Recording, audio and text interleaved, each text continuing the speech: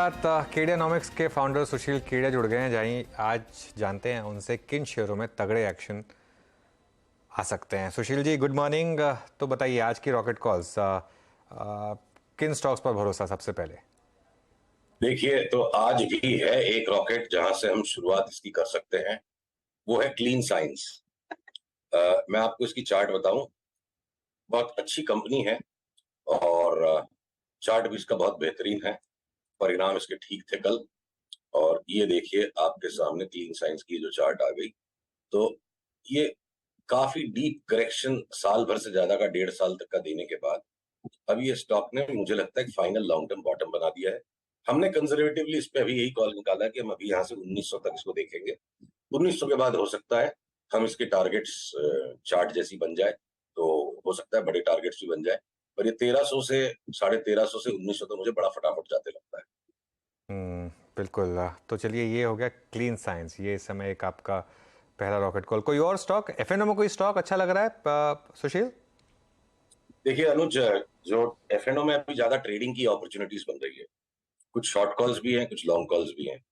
पर अगर अगर हम कल जैसे एबीएफआरएल का वापस जो हाहाकार मच गया और हमारे क्लाइंट्स ने कल लिया इसको, अब 200 रुपए के आसपास का पुल बैक में मैं किसी को भी ये कह सकता हूँ कि भैया 200 रुपए के पुल बैक में इसको 2-4 रुपए के स्टॉप लॉस से कोई भी ले सकता है। मुझे लगता है कि ये एक हायर बॉटम बना है।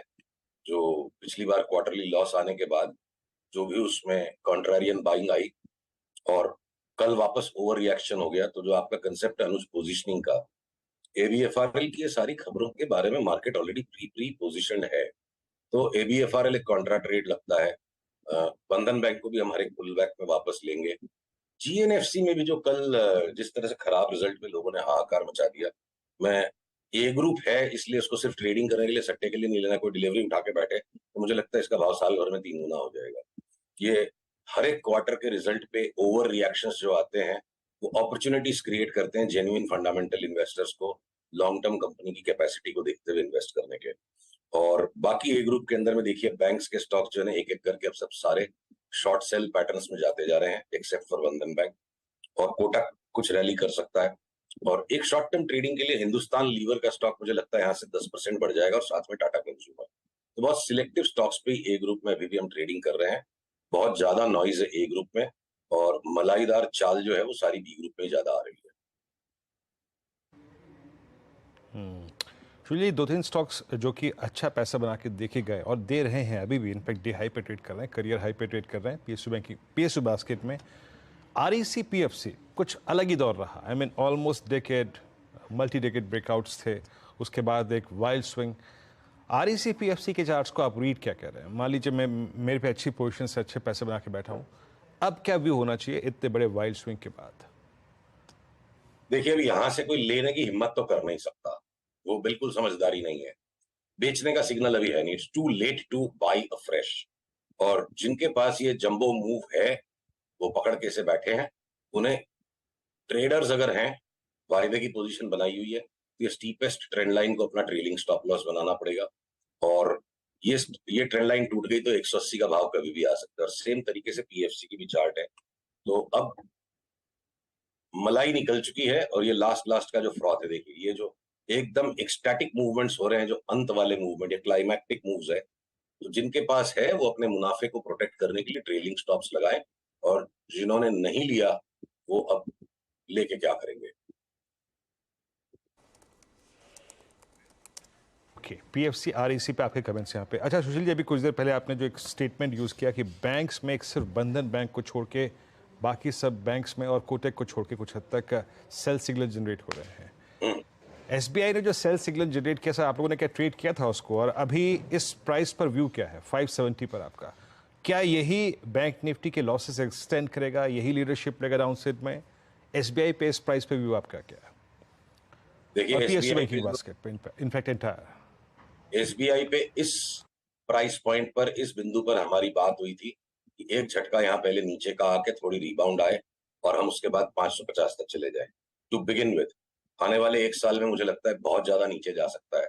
बट अब ये एक झटका नीचे का आने के बाद आज जो थोड़ा सा संबल सा दिख रहा है स्टॉक में कि कुछ इसमें वापस से फाइट मारने की कोशिश कर रहा है, ये राउंडिंग बॉटम सा इंट्राडे में जो बन रहा है, तो कोई कारण से अगर इसको वापस कोई 600 तक पुश कर दें एक टेक्निकल रिबाउंड में ज्यादा से ज्यादा, तो मुझे इसमें बिल्कुल भी ये सोच मुझे एक्सेस नहीं लगती कि एसबीआई में मुझे 600 की मंदी नहीं लगती है और ये शनै शनै 500 तक वापस नीचे आ जाएगा।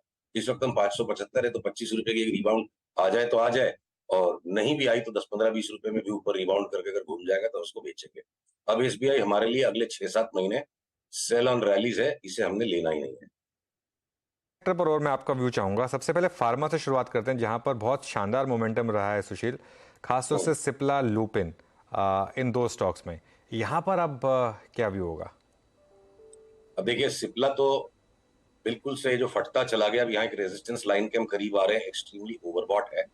तो तो जिस तरह से यहाँ लेने की हिम्मत बनाना जरूरी थी, अब यहाँ आगे पीछे कहीं ना कहीं बेच के मुनाफा बुक करना पड़ेगा। कोई ये हर भाव पे लेते ही चले जाए, इस तरह का ना तो ये बाजार है, न स्टॉक है। ठीक है, इसमें कोई लार्ज बड़े प्लेसमेंट की बात चल रही है, और एक बड़ा एग्जिट भी इसका मतलब बनता है। कोई बड़ा फंड आके माल ले रहा है तो किसी का माल छूट रहा है। अब ये इस तरह की रेजिस्टेंस लाइन और इतने एक्सट्रीमली ओवरबॉट स्टॉक में सिप्ला में मैं तो यहाँ नई खरीदारी की सलाह दे नहीं सकता। आप ये ट्रेलिंग स्टॉप लॉस लाइन को बनाए रखिए, जिस दिन ये टूट जाती है मुनाफा बुक कीजिए और निकल जाइए। और दूसरा, आपने कौन सा स्टॉक का सिप्ला के अलावा? लुपिन। लुपिन। लुपिन की चार्ट देखिए, थोड़ी सी एक अलग रही, पर अब ये भी एक एक्सट्रीम ओवरबॉट पॉइंट पर आ चुकी है। हमारी जो पुरानी फोरकास्ट यहां से और दोबारा यहां से थी कि हम करीब करीब इस जोन में आने के बाद फिर से नए लो में जाएंगे, तो अभी भी इस जोन पे रिवर्सल नहीं दिया है और भी ऊपर शूट अप करता जा रहा है। हम सामना नहीं करेंगे, पर हमने इसको इंतजार में डाल देना है। हम इसका इंतजार करेंगे कि कब ये घूमे और उसके बाद हम बेचेंगे। अगर ये नहीं घूमेगा और भी चलता चला जाएगा, तो हर चीज पे राइट होना और हर मूवमेंट पे पैसा कमाना हमारा धर्म और दायित्व दोनों ही नहीं है। तो ये एक्सट्रीम ओवरबॉट है, वेव काउंट्स पूरी है।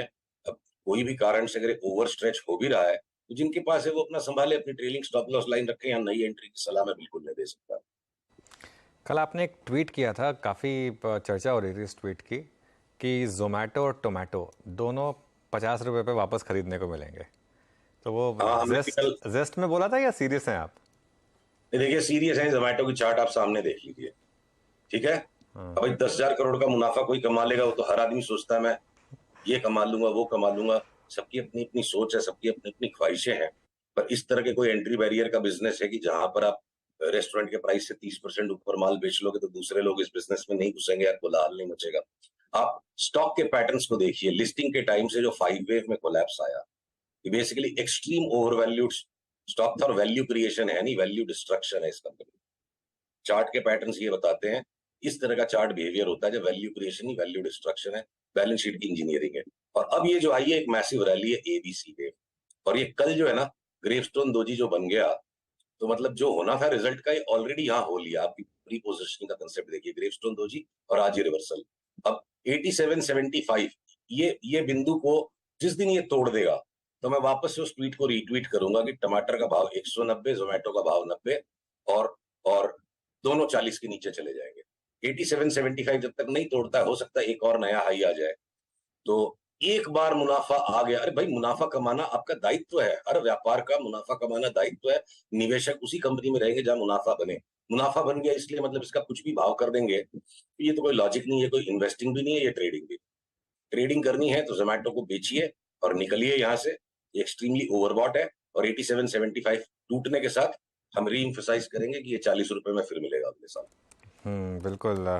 वो सुशील, वो समीर अरोड़ा जी एक चीज़ बोलते थे कि फेंको तो लंबी फेंको, तो प्रॉफिट बोलना ही है तो 10,000 करोड़ ही बोलो। ठीक है, अब कोई ये कह सकता है कम क्यों बोलना है ना? 10 बोला भाई, 20 बोल देते, क्या फर्क पड़ता है। और हमने भी 40 बोला है, हम भी 30 बोल सकते थे, 20 बोल सकते थे। बट ये चार्ट की, अगर मैं भूल जाऊं कि ये जोमेटो की चार्ट और कल इसका रिजल्ट आया, प्योरली इस चार्ट को मैं देखूं ब्लाइंड फोल्डेड, तो इस लो को टूटना है। जोमेटो की करेक्शन यहां खत्म नहीं हुई थी, ये एक लेग है, और ये सिर्फ इस करेक्शन का करेक्शन है। इसमें सीवियर वैल्यू डिस्ट्रक्शन आगे आएगा, और यही हमारी मान्यता। हमने अपने सारे निवेशकों को बोला, घर में 100 शेयर भी है जोमेटो का, तो बढ़िया भाव मिल रहा है, बेचो और निकलो यहाँ से। ओके, चलिए फिर एक आखिरी सवाल। एफएमसीजी बास्केट में कोई और स्टॉक जिस पर नजर हो आपकी, जो लेना हो यहाँ से? नहीं, देखिए, मुझे लगता है बस ये छेला छेला जो लास्ट का जो चाल है, एक डिफेंसिव बाइंग के तौर पे बैंक्स में करेक्शन आएगा, आईटी साथ दे नहीं रहा है, मेटल्स कमजोर है, सारे स्टॉक्स आपके ऑटो के स्टॉक्स बिल्कुल अब वॉबली हो चुके हैं, एनबीएफसीज गिरने को तैयार है।